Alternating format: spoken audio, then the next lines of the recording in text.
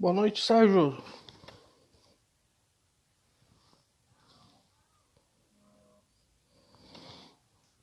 Boa noite, Sérgio.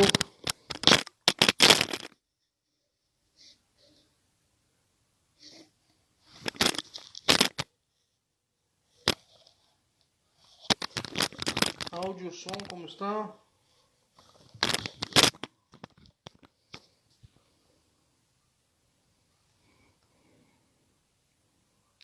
Boa noite, pessoal. Som. Escutando?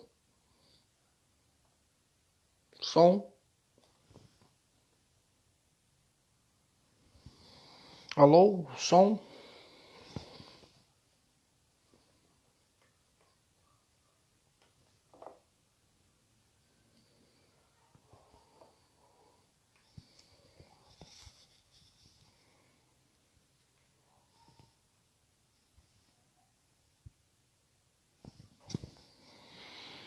Pessoal, boa noite. Tô aguardando aqui nosso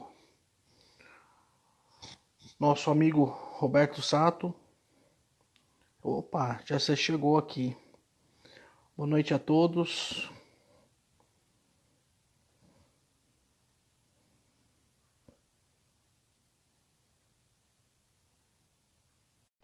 Boa noite, programa Nortear Educação Financeira de número 24. Boa noite. Boa noite, Sato. Tudo bem? Boa noite, como vai? Tudo bem? Tudo jóia. Um grande prazer ter você aqui com a gente, viu? Uma honra. Prazer é nosso, viu? Oh, obrigado. Obrigado, Sato. Sato, hoje a gente está aqui no programa de número 24 do nosso programa Nortear. Já passaram bastante, hein? Hoje, hoje eu vou ser o 24º aqui com a gente. Uma honra ter você aqui. E a ideia desse programa é toda semana ter uma pessoa envolvida com educação financeira, um profissional de áreas distintas, formação distintas, e ele vir aqui e jogar nesse liquidificador de educação financeira as Uhum. suas ideias, o seu conteúdo, e muito obrigado por aceitar o convite, viu? Agradeço de coração.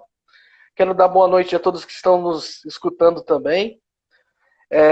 Agradecer por tudo que vocês têm feito, acompanhado. A gente tem amigos aqui da educação financeira que têm acompanhado esse trabalho periodicamente. Isso é muito bacana. Sim.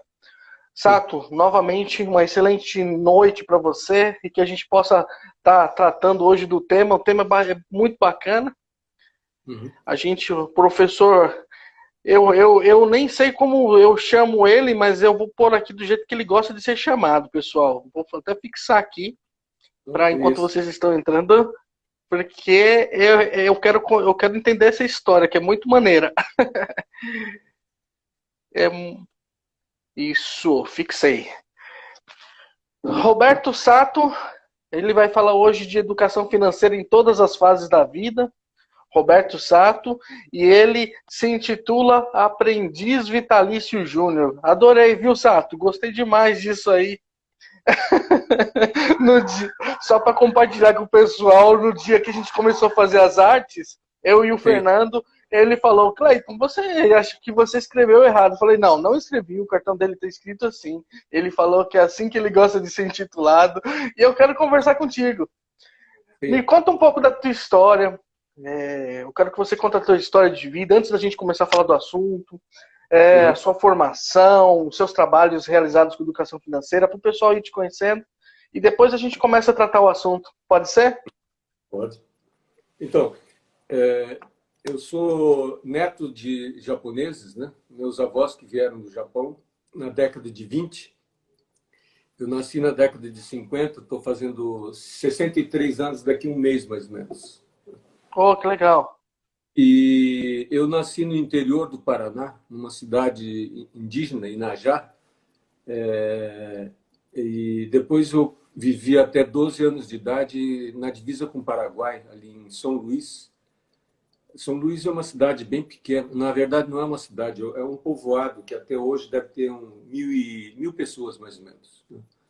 Então, a minha alfabetização começou ali, em São Luís, no interior do Paraná, divisa com o Paraguai. Estudei até 12 anos, depois a gente foi para Toledo. Então, na minha trajetória, Clayton, né? Clayton, Cleiton, Clayton. Clayton. Cleiton. Eu estava fazendo uma contagem de quantas vezes mudei na minha vida nesses 62 anos, 63, de apartamento, casas, locais, foram cerca de 30 mais ou menos.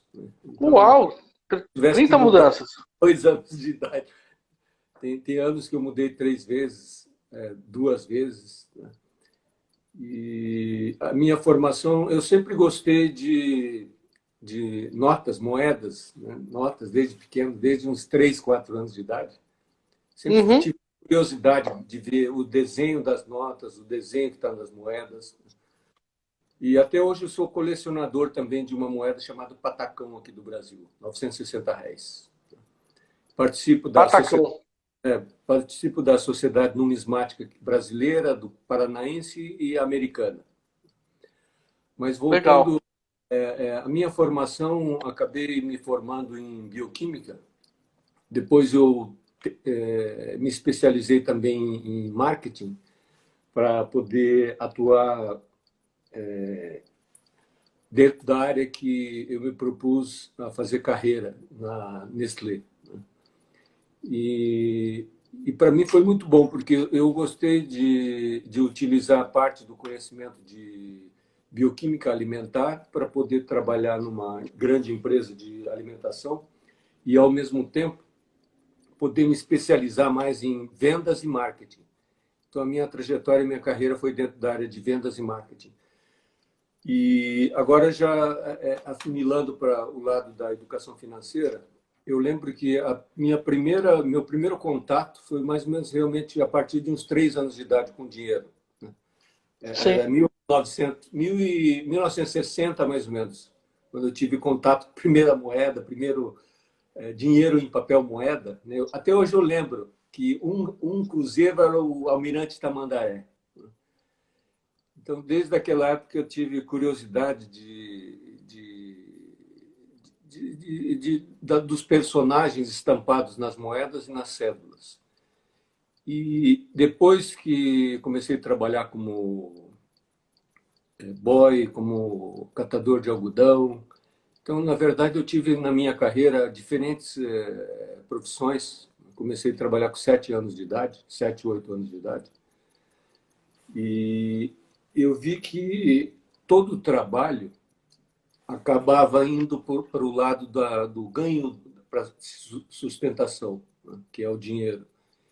Então, sempre fiquei observando e analisando o quanto é importante para qualquer profissional, né, saber manejar o seu dinheiro. E eu vejo até hoje que muitos estão preocupados em ficar rico, ganhar, chegar a 1 milhão, mas eu acho que a grande jogada não é isso. A grande jogada é com aquilo que você tem hoje, né, se você consegue sobreviver. Eu acho que se eu tenho, sei lá, Interessante. R$ 100 hoje, né, eu tenho que utilizar cerca de 60 ou R$ 70 no máximo e guardar os 30. Eu sou da opinião que em qualquer momento, independente do ganho, eu acho que muito mais a independência financeira é muito mais a questão do gasto do que do ganho. Ou seja, Perfeito. você sempre gastar menos do que ganha. Você sempre vai estar no lucro. É como se fosse uma caixa de uma empresa. Sim. Perfeito. Muito bom.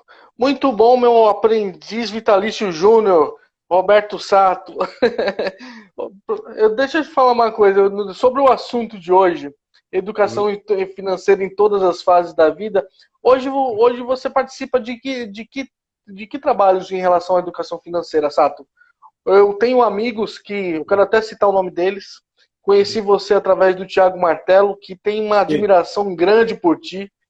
Temos também a Valéria Meirelles, que também é outra que fala muito bem de você. Eu estou te chamando de você, se você permite, Sim. Não, que fica mais. E também tive aqui com o Jussivaldo, falando, outro dia ele esteve aqui falando de previdência. Eu achei bacana, todos têm um sentimento muito próximo a você e eles falam, poxa, ele tem uma proximidade muito grande com a educação financeira. Quais são suas hoje, assim, quais são suas ações que você atua com educação financeira e aonde, né? Só para o pessoal saber um pouco isso. Como é que eu tenho atuado? Tenho esse grupo que você participa, que eu chamo de Vintém Poupado, Vintém Ganho, né? Do grupo do WhatsApp. Então, eu tenho 2 grupos no WhatsApp, né? Cerca de 450 pessoas no total, né? E tenho também uns 2, 3 grupos no Facebook de educação financeira e participo também contribuindo, né, com 2 instituições, uma que é a Multiplicando Sonhos, do Evandro. Do Evandro, né? Exatamente. E também com o Ninja Investidor. Então, eu sou um conselheiro voluntário dessas 2 instituições, tanto do Ninja Investidor como do Multiplicando Sonhos. A Multiplicando Sonhos eu conheço e acompanho a Ninja Investidor. Eu não sei, a Ninja Investidor também é uma ONG ou uma associação? Não, Ninja Investidor é do Paulo Sato. É do Paulo Sato que criou o Ninja Investidor. Quando era estudante, ele criou o Ninja Investidor, mas ele atua dentro de uma empresa que trabalha com investimentos.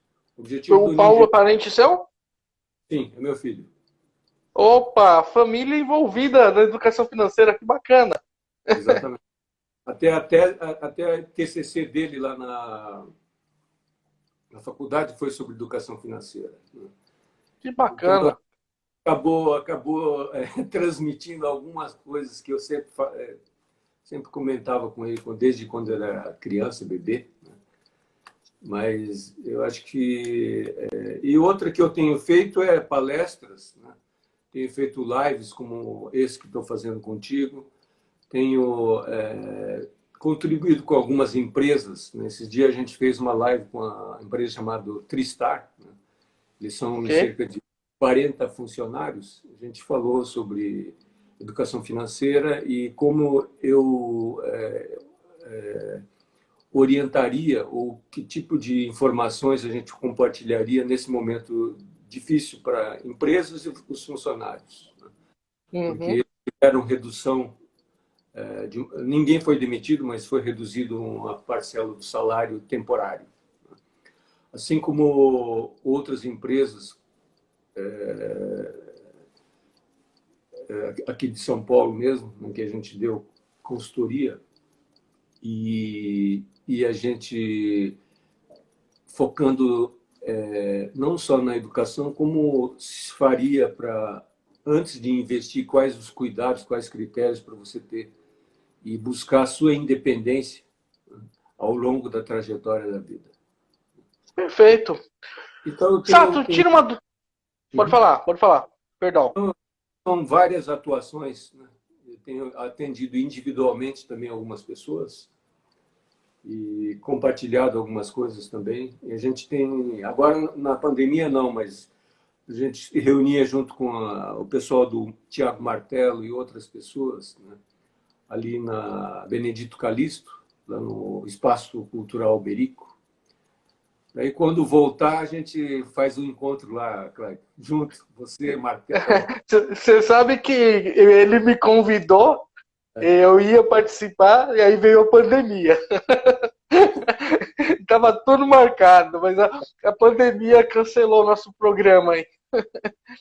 Ô, Sato, vamos falar aqui da educação financeira. Obrigado pela apresentação. Novamente, eu agradeço por você estar aqui. E quando a gente fala hoje esse programa aqui, ele está indo aqui para a Zona Leste, para o Extremo Leste, também está indo para empresários locais e para a comunidade local, isso é importante. Algumas empresas aí têm colocado, a gente grava a live no programa Nortear, e depois algumas empresas estão reproduzindo para os seus funcionários, é uma coisa que a gente está vendo, e tem um jornal local aqui também ajudando a gente, então aqui na região do Itaim Paulista, São Miguel. E aí vamos falar de educação financeira. Hoje são 63 milhões, isso antes da pandemia. Esses números a gente não tem atualizado ainda, mas a gente fala de 63 milhões de inadimplentes.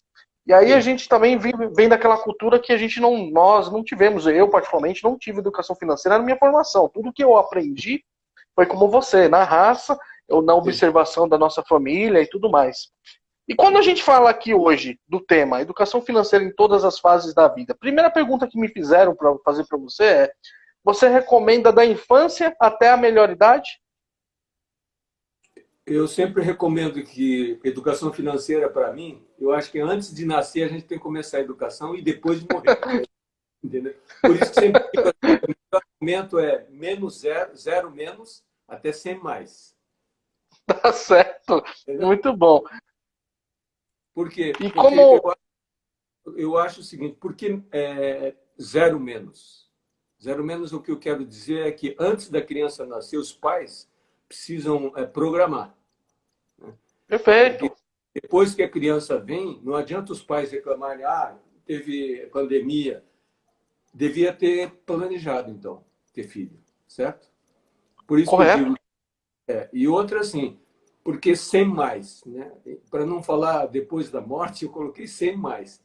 Porque fica muito chato quando você morre e deixa a dívida, entendeu? Para os seus É filhos pagar. verdade. Então, por isso que eu coloquei sem mais. Em vez de falar morte mais, eu coloquei sem mais.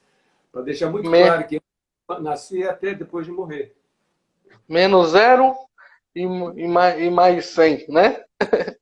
Exatamente. Bela definição. E aí, a gente recomenda educação financeira antes e pós, e também nesse meio aí tem aí desde a infância até a melhor idade, vamos colocar agora num período de vida, né? num período de atuação,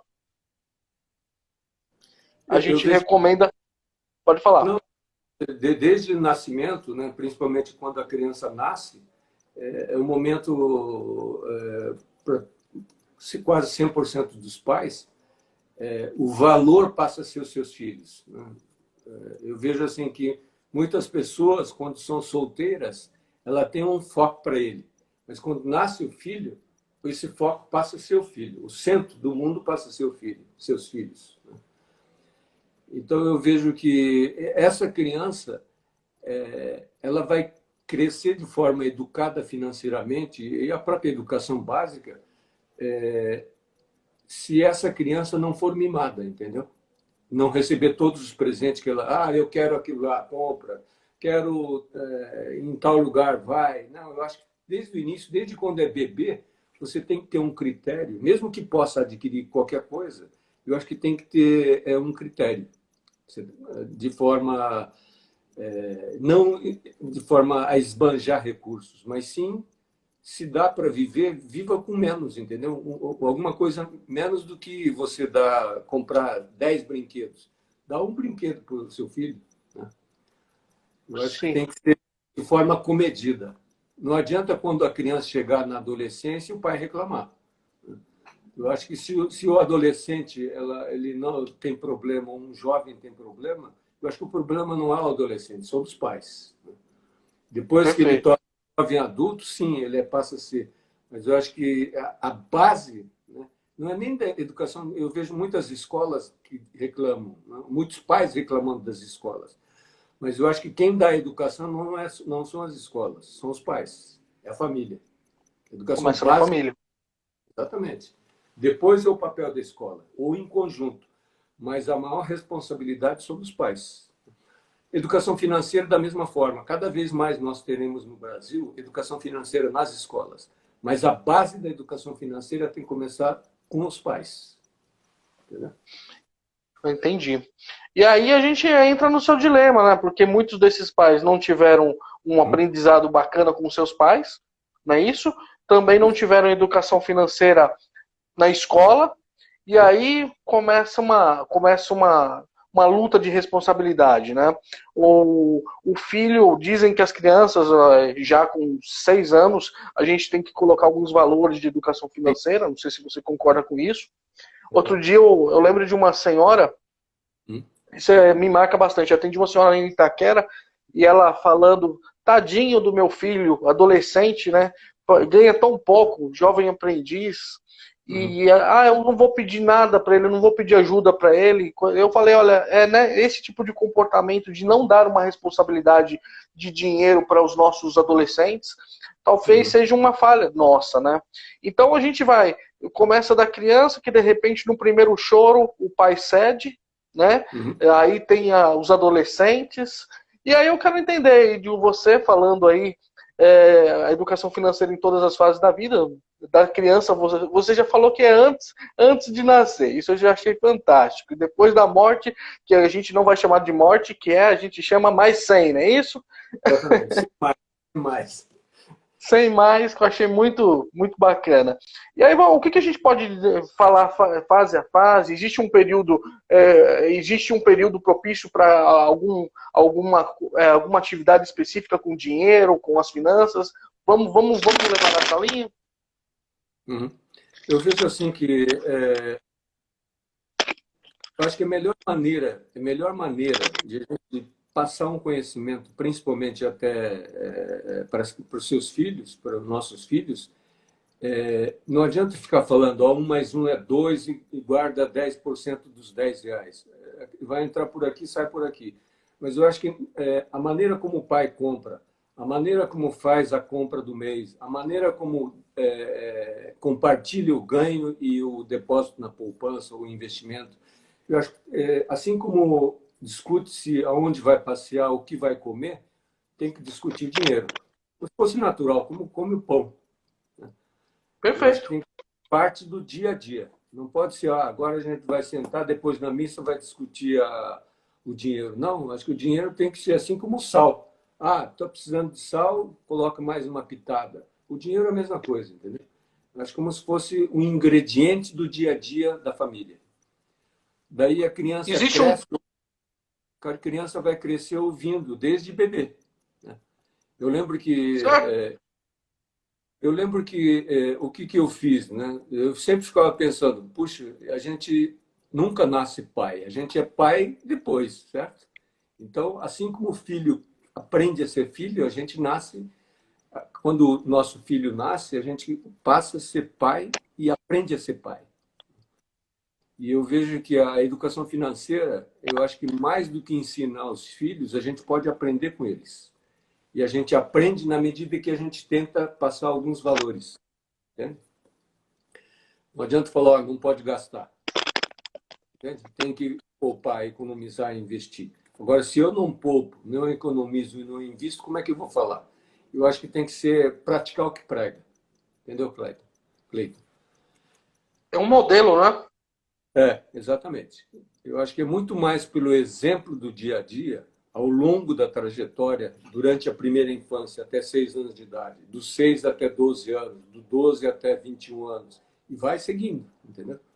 A criança seguramente vai aprender pelo exemplo muito mais do que falar, olha, pegue uma Bíblia da educação financeira e o capítulo 8 da Bíblia, você segue a recomendação. A criança não vai fazer isso, né? Não, não. Isso é Não, eu verdade. acho que tem que começar pelo estilo de vida também. Eu acho que se eu for uma família que esbanja recursos, sem necessidade, a criança já está tendo um parâmetro errado. Vai chegar num ponto que, de repente, o pai perde um emprego, fala, agora todo mundo economizar. Como é que ele vai economizar se ele sempre viveu na bonança, entre aspas? Entendeu? Sim, claro, claro. Olha, ô, Sato, a gente está muito bem acompanhado aqui hoje. Eu vou falar algumas pessoas que estão aqui. Sérgio Milhos é um educador financeiro lá de Porto Alegre. Uhum, Tem aqui, tem aqui o Fernando. Tem uhum. aqui Sato Suzy. É parente sua? É Sato parente. Suzy. Exato. Lucélia Moscon. É, Tem aqui Economia Pacífica dizendo sou aprendiz do aprendiz vitalício, parabéns, é uma fã sua aqui. Tem também aqui o Ademilton Barreto, lá da Bahia, vai estar com a gente aqui, do Leva Educação Financeira para pescadores, olha que bacana. legal. Aretusa com a gente, o nosso querido Dorival Caldeira também com a gente. Um abraço a todos vocês. Vamos curtir, pessoal. Vamos dar uma curtida, vamos chamar o pessoal aí. Deixa eu ver o que vocês têm de perguntas aqui. O Fernandinho falou assim: grande Sato, Aí tem uma pergunta. Hoje se fala muito de independência, né? Como é possível mensurar o grau de independência? Uhum. Deve ser sobre independência financeira, né? Perfeito. Eu vejo assim que uma maneira de mensurar, muita gente fala, quando eu tiver 1 milhão, quando eu tiver 500 mil reais, né? Eu acho que a independência começa hoje, entendeu? Por exemplo, a gente está no dia 31 de julho. Né? Se Uhum. durante o dia, né, com aquilo que eu ganho, eu pude viver de forma coerente com o meu dinheiro, então já estou buscando essa independência, entende? Eu acho que nós não podemos pensar que só quando chegar naquele 1 milhão, ou 500 mil, ou 2 milhões é que a gente será independente. Não. Eu acho que a independência pode a gente chegar nisso, mas a independência começa na nossa mente, entende? Porque a verdadeira independência é a gente ter uma independência de pensar e sonhar aquilo que a gente quer. Você Perfeito. estabelece e você corre atrás. Nessa corrida para o futuro, lá para a tua estabilidade, eu acho que o presente é importante, o momento presente, como você pensa no momento presente. Então, eu acho que uma maneira de preparar para a independência do futuro é no dia a dia, né? O que eu adotei para mim para ser independente e sentir independente, né? Desde quando eu era jovem, eu comecei a observar que como minha família não tinha recursos, eu vi que uma maneira de você não depender seria você ter recurso guardado, entende? Então, quando comecei a ganhar o meu Legal. salário, eu cheguei logo que comecei a trabalhar, coloquei assim, bom, então como eu vi que a minha família sempre tinha dificuldade de manter durante o mês, né, a compra, eu acumulei de tal forma que aquilo que eu ganhava, quando eu ganhava o salário, eu tinha 100%. Então já separava 20 a 30%, guardava e vivia com o restante que sobrou. E não você pagar a conta. Eu sempre tentei paguei à vista. Porque quando você tem o recurso e paga, você tem o poder de barganha. E eu acho que mais do que o poder de barganha, você tem a liberdade de você não ficar preocupado se tem dívida, se não tem dívida, será que vai fechar o mês? Não. Ó, eu tenho 100, ganhei 100, guardei 30, estou com 70. Eu tenho que viver com 70. Eu tenho Perfeito. sonho de comprar algo melhor. Ótimo. Ter sonho é bom. Então, paralelamente, eu tenho que trabalhar mais para ganhar mais que 100 reais, entendeu? Então, eu acho que se você, até psicologicamente, você se fortalece quando você faz esse, do mês a mês, um objetivo, mini objetivo por mês. Fechou o mês, tinha 70, mas gastou só 60, sobrou mais 10. Em vez de gastar os 10, guarda com aqueles 30 que você guardou. Você começa o mês que vem de novo. Né? Ganha o salário e começa a gastar. Ganha o salário e começa a gastar. E não você gastar e depois pagar com o salário. Né? Parece que Muito bom. não tem sentido, mas eu acho que, para mim, sempre foi assim. Eu nunca tive Simples, dificuldade. né? Simples, simples. Simples, E né? com o Não, mas dinheiro para gastar, entendeu? Investe. Sato, quando você fala dessa relação que você tem com o dinheiro, é uma relação muito simples, objetiva, que você aprendeu. Pelo que me dá a entender que você teve muito modelo, né? Me corrija se eu estiver errado. Primeira pergunta, você acha que dinheiro é um tabu para as famílias falarem? Você acha que é um grande tabu mesmo? Que a gente, igual você falou, tem que falar igual sal. É um tabu? E por que é um tabu? Eu acho que é o tabu, porque eu digo que não só sobre dinheiro, mas tudo aquilo que leva a dogma, eu não sou favorável. Né? Porque tal religião é melhor, tal time é melhor, tal país, tal cultura é melhor. Não, eu acho que tudo que é dogma foi criado pelo ser humano. O dinheiro foi criado por nós também. Né? Tudo Sim. aquilo que é criado pelo homem não pode ser dogmático. Ela tem que ser flexível no sentido de adaptar a cada um. Entende? Não pode deixar que a gente tem 7 bilhões de pessoas e todo mundo somos iguais. Não. Eu acho que todos os 7 bilhões são diferentes, inclusive no trato com o dinheiro. Então, eu acho que Sim. o dinheiro também ela tem que ser algo flexível no sentido tanto do entendimento como de valorizar o dinheiro. A gente não pode achar que, não, eu tenho religião, mas agora, a partir do ano que vem, nota de R$ 200 passa a ser um santo. Não, eu acho que isso não existe, entende? Eu acho que a gente não pode dogmatizar o dinheiro. Eu acho que a gente tem que simplificar, assim como se fosse arroz e feijão, entende? Muito bom, muito bom. O Dorival Caldeira, ele coloca assim, que na nossa cultura, ah, que realmente deveria começar a falar de educação financeira no berço. Mas as Sim. famílias têm o hábito, na opinião dele, né? As Uhum. famílias têm o hábito de esconder dos filhos esses conceitos. Não sei Sim. se é esconder, Sim. mas talvez não falar mesmo, né? Não, e Are... principalmente, Cleiton, como é que é o nome do rapaz que mandou mensagem? Dorival Caldeira. Então, Dorival, eu concordo com você. Eu acho que não só do dinheiro, mas nós, eu, Cleiton, Dorival, qualquer um de nós, se não tomar cuidado, a gente tem medo de falar dos problemas, quando deveria, a primeira coisa, falar dos problemas. Entende? Eu Boa. não posso. Eu acertei porque eu fiz um bom trabalho. Mas será que a gente não aprende mais com os erros? Então, deveria falar dos erros, entendeu? Eu acho que a gente tem que se abrir no erro. Aí a gente não fica preocupado se a gente está certo ou errado. Mesmo porque todo mundo erra e todo mundo acerta. Né? Eu vejo que É verdade. os maiores avanços que, pelo menos, eu pude dar na minha trajetória é pelos erros, não pelos acertos. Entende? O mais importante, eu acho que não é o erro, é a gente não acertar da próxima vez. Né? Então, eu acho que muitas vezes não se discute os problemas financeiros pelo medo, quando deveria usar os problemas financeiros para ir acertando, entende? E não Perfeito. esperar os acertos. Perfeito. Muito, muito bem colocado. A Aretusa está colocando aqui. A Aretusa é uma escritora, uma educadora também. Os pais não devem presentear a todo momento. É importante Sim, eleger datas e momentos especiais. Aí ela continua. Escola e família em conjunto, os pais são os exemplos. Os pais sim. são os exemplos. Mas muitas vezes não tiveram educação financeira. Uhum, Interessante colocação, né? uhum. Não, eu não tenho dúvida que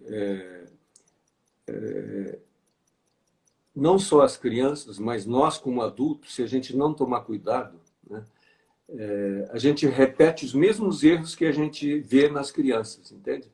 Se a gente tem fartura, a gente não valoriza R$ 1, entende? Esquece de valorizar uma espiga de milho, uma banana, sei lá, uma batata, né? E quando, na verdade, a gente valorizaria se a gente estivesse passando fome como algumas pessoas passam fome, entende? Então, eu acho que a gente não dá valor para aquilo que a gente tem. Né? A gente está falando de comida, dinheiro, mas aí você começa outras coisas, né? Conhecimento, mesma coisa, água. A água é uma das coisas mais valiosas que existe, talvez tem mais valor do que o próprio dinheiro. Ninguém sobrevive sem água mais que 2, 3 dias. Né? Mas poucas vezes a gente ouve falar em debates de valorizar a água. Sim, é A gente verdade. Olha, pode, pode falar, não, Sato. não pode falar. É, o Ademilton ele já começa a tratar de um assunto que eu achei legal. Na juventude, quando jovens, né, os apelos ao consumo são grandes. O Ademilton é o nosso amigo lá da Bahia, faz um trabalho Hum, extraordinário com os uhum, pescadores lá da cidade dele. Na juventude, sim, os apelos ao consumo são muito grandes. O que fazer sim. para educar os jovens sobre consumo consciente? Boa Uhum. pergunta, obrigado, Ademilton. Eu vejo, Ademilton, que por isso que eu digo que talvez antes quem que valoriza melhor o dinheiro, quem que valoriza melhor os recursos, né? Independente se é dinheiro físico ou monetário ou coisas. Né? Eu acho que são as pessoas que, se você tem, por exemplo, né? Esse dia eu estava andando na rua e eu vi que uma pessoa aqui dentro de São Paulo, né? Plantou uma banana e tem lá 2 cachos, né? Que Uhum. eu vi anteontem que tinha uns 3, 4 já bananas maduras. Né? Aí tinha um rapaz vendo o cacho da banana, falou, poxa, por que tem banana aqui na cidade de São Paulo plantando se dá para ir no supermercado e comprar banana? sim, esse é o ponto de vista de quem estava na rua observando, né, 2 cachos.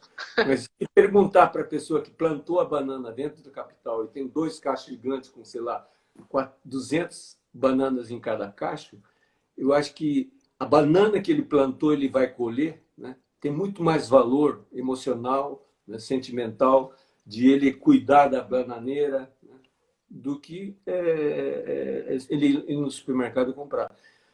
O que eu quero dizer é o seguinte, que uma pessoa, assim como é diferente o valor da banana para quem plantou e quem está vendo da rua, o dinheiro acho que, e o consumo é a mesma coisa. Né?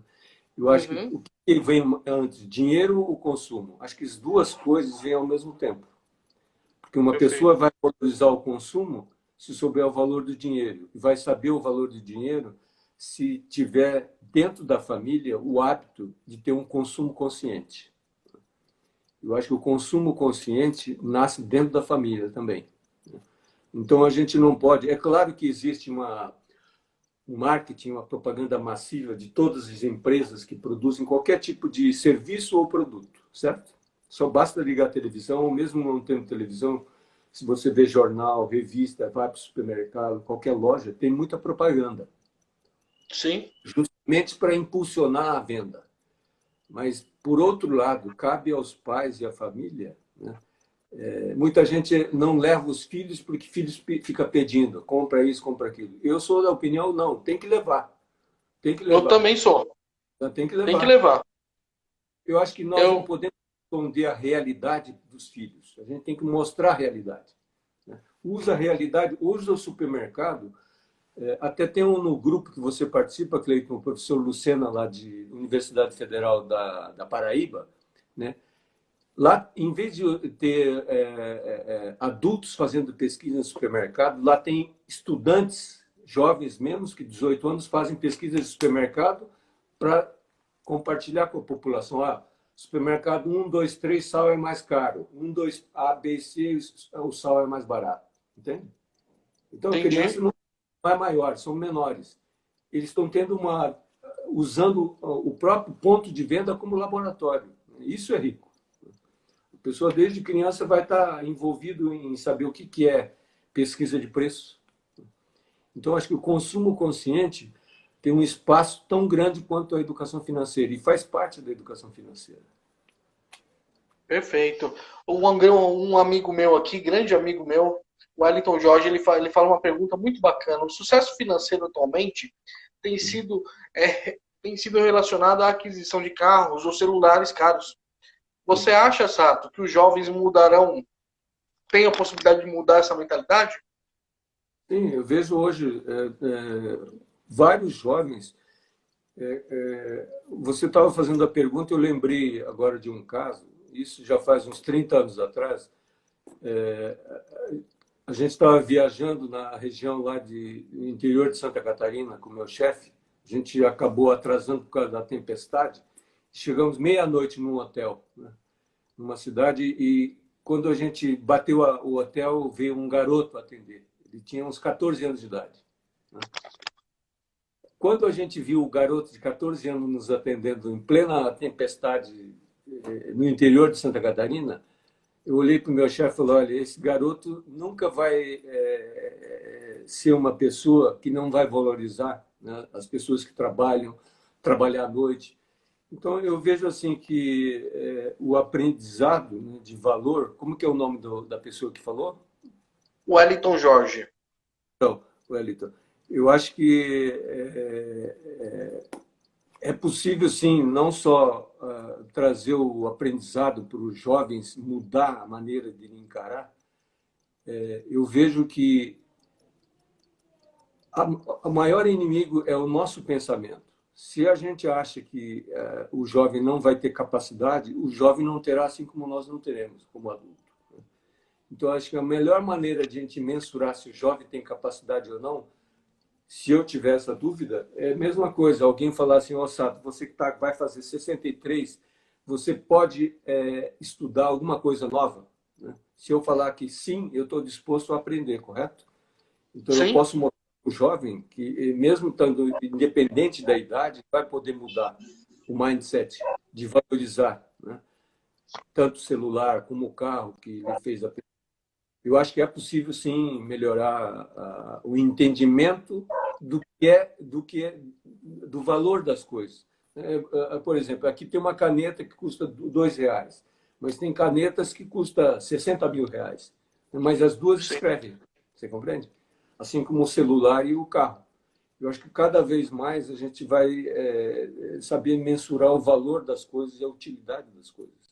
Mas é possível, sim, ensinar para os jovens. Teve uma pergunta aqui que foi o que você respondeu agora. Se te incomoda, essa pergunta veio por Zap, só que eu não tenho o nome da pessoa. Se te incomoda quando uma pessoa diz assim, agora é tarde demais para mim aprender educação financeira. E você falando disso tudo, veio essa pergunta no momento que você estava dando essa resposta aí, que nunca é Não, tarde para aprender.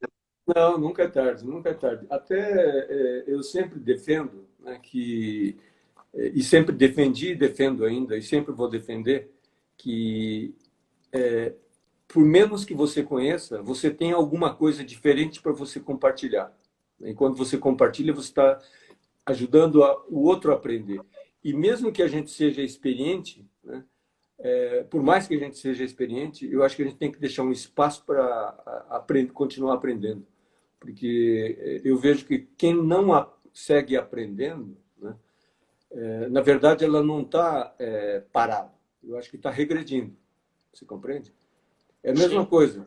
Alguém faz a faculdade e termina esse ano a faculdade. Só que daqui 5 anos, tudo que ele aprendeu, daqui em 2025, possivelmente não vai ser útil aquilo que aprendeu até hoje. Né? Então, e cada vez mais eu acho que tem que continuar reciclando. E a educação financeira, eu acho que, apesar de ser coisa muito simples, né? Até pelo fato de ser algumas vezes muito simples, as pessoas não seguem. Né? Eu acho que o princípio básico é você gastar menos do que ganha. Já seria um grande passo. Sim. E isso não acontece. Infelizmente não. Ô, Sato, tem muitas perguntas, que bom, né? Pessoal, vamos curtindo também enquanto eu falo as perguntas.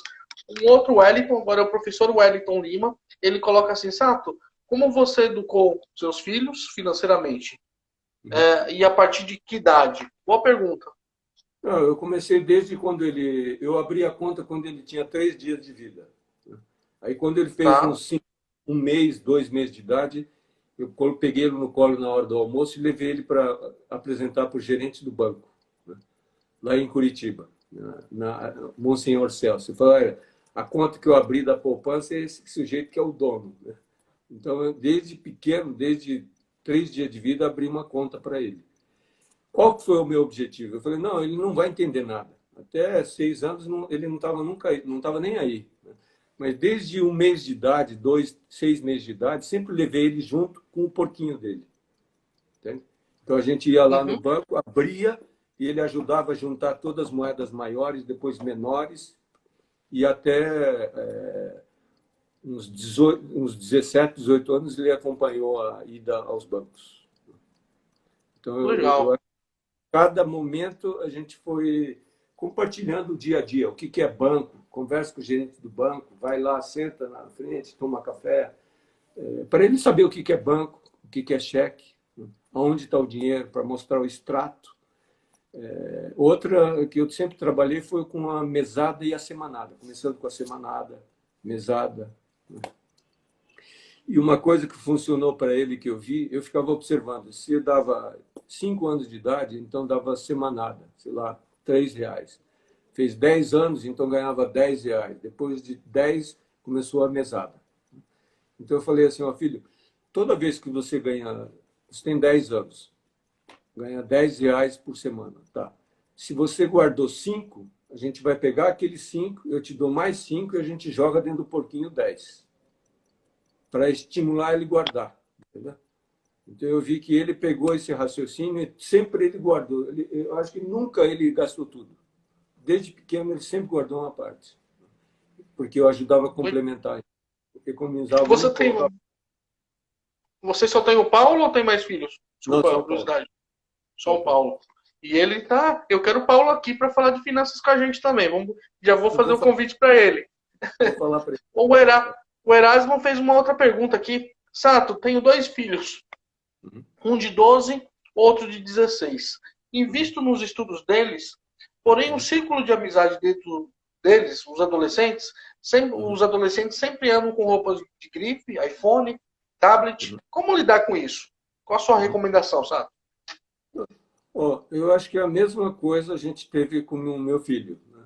E sempre a gente falou assim, olha, a gente não pode adquirir, nem deixar de ter o tablet ou o celular, né? Ou uma roupa boa, mas não dá para também ser o melhor. Eu acho que a gente tem que conversar com essas crianças, com os adolescentes. Agora, eu conversei desde quando era bebê, né? Desde pequeno. Ó, porque criança, se você deixar, ele quer. Mesmo quando tem uma festa de aniversário, ele ganhava, sei lá, 20 presentes. Você pega os três que ele quer naquele horário, escolhe o três, ele escolhe três. O restante deixa guardado. Daqui 6 meses, pega lá e escolhe mais três. Se você der todos os 20, ele não valoriza nenhum deles. Então é melhor pegar dos Perfeito. 23 que ele gosta, né? E a questão do celular, tablet, etc., né? Eu acho que se tem tantas necessidades de roupa, então o que é mais importante? Celular, tablet ou roupa? Roupa, tá? Então foca na roupa. Qual roupa que você quer? Ó, eu quero esse aqui, tá? Quanto que é? Então, eu acho que tem que ajudar no processo de escolha. Porque se deixar assim, não atende celular, não atende roupa, não atende tablet, não atende nada, eu acho que não é o caminho. Eu acho que você tem que mostrar Perfeito. assim, olha, pedindo três coisas. A gente vai poder dar uma coisa, não melhor, mas possivelmente algo bom. Eu acho que tem que e até a capacidade, ajudar a melhorar a capacidade de escolha é importante. Porque na vida tudo é escolha, né? Escolha da roupa, escolha do celular, escolha disso, escolha da alimentação, escolha onde você vai morar, onde vai estudar, etc, etc. E se aquilo que se pede você sempre atende, isso, você não está exercitando o poder de escolha. Então, acho que tem que ajudar o poder de escolha. Ótimo. A Aretusa coloca: a nossa sociedade é consumista, precisamos ensinar os nossos jovens o significado do consumo consciente, Uhum. mostrar que os recursos financeiros e naturais são limitados, principalmente os recursos naturais. Uhum. Bela colocação, né, Sato? Sim, sim, sim. Eu acho Sato, que o que ela diz, assim, recursos naturais limitados, né? Eu acho que uhum, tudo na vida é limitado. Até a nossa vida, a gente tem uma certeza, que a gente vai morrer. Tá? Se a gente tem toda essa certeza, por que a gente não faz o inverso com aquilo que a gente tem? Muita gente diz, por que eu vou poupar se vou morrer? Mas o raciocínio é errado. Eu acho que a gente tem que poupar justamente porque a gente vai morrer. Entende? E ok. geralmente a Sato, gente escolhe o pode caminho falar. mais. Diga. Não, aqui dá um delay, desculpa te interromper. Pode continuar. Não, eu vejo que, na verdade, muitas vezes fala-se assim, mas por que eu estou com 70 anos, vou me preocupar com educação financeira? Né? Eu acho que não é preocupar, o ser humano devia ocupar o tempo, se tem 70, 80, 90, né? Até coloquei aí aprendiz, Cleiton, justamente por isso. Né? Eu gostaria de estar aprendendo até o dia da minha morte. Né? Pelo menos vou Perfeito. tranquilo. Entendeu? Por quê? Porque eu acho que é muito fácil, né, de a gente ficar preocupando. Nós, como seres humanos, a gente tem isso. A gente até está presente aqui nesse universo como ser humano, justamente porque a gente sempre preocupou, sempre a gente correu atrás das coisas. Né? Então, esse dia a gente estava fazendo uma regressão de se a gente regride do meu filho a 14 gerações para trás, né? Até chegar nascer o meu filho, teve 8.000 por parte minha e 8.000 por parte da minha esposa de antepassados, pais e mães, avós, avós, bisavós. Uhum. Então, são 16.000 pessoas a 14 gerações que nasceu meu filho. Né? Então, eu vejo assim que se a gente não tomar cuidado, né, o ser humano tem naturalmente começa a preocupar. Quando acho que a melhor maneira de administrar a preocupação é ocupar o tempo, entende? Ok. Ocupar o tempo. Quando você ocupa o tempo de forma sadia, tanto no consumo como no gasto com dinheiro, etc., você começa a perceber que a grande chave, né, da educação financeira realmente é o consumo consciente, entende? E o consumo, Perfeito. quando a gente fala de consumo consciente, inclusive o consumo do tempo. É a mesma coisa, Perfeito. você e eu, a gente está conversando da educação financeira e alguns colegas assistindo, né? Eu acho que a gente está ocupando o tempo, entende? A gente não está, Uhum. como é que fala, preocupando com o tempo, Desperdiç... É, né? Preocupado com o tempo, verdade. valorizando o tempo ocupando. Perfeito. Sato, a gente chegou aqui no final aqui do papo bom. Eu vou te pedir duas coisas. Vou pedir para você deixar dentro do nosso tema, educação financeira em todas as fases da vida.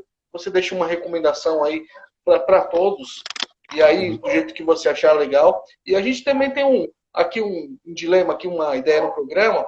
Uhum. Sempre você deixar uma frase sua ou de alguém que você goste, e se você também puder indicar um livro que você curta bastante, aí só Uhum. vou pedir que você tem 3 minutinhos, tá bom? Uhum. Primeira pergunta, qual que era? Se você tem uma recomendação final para Sim.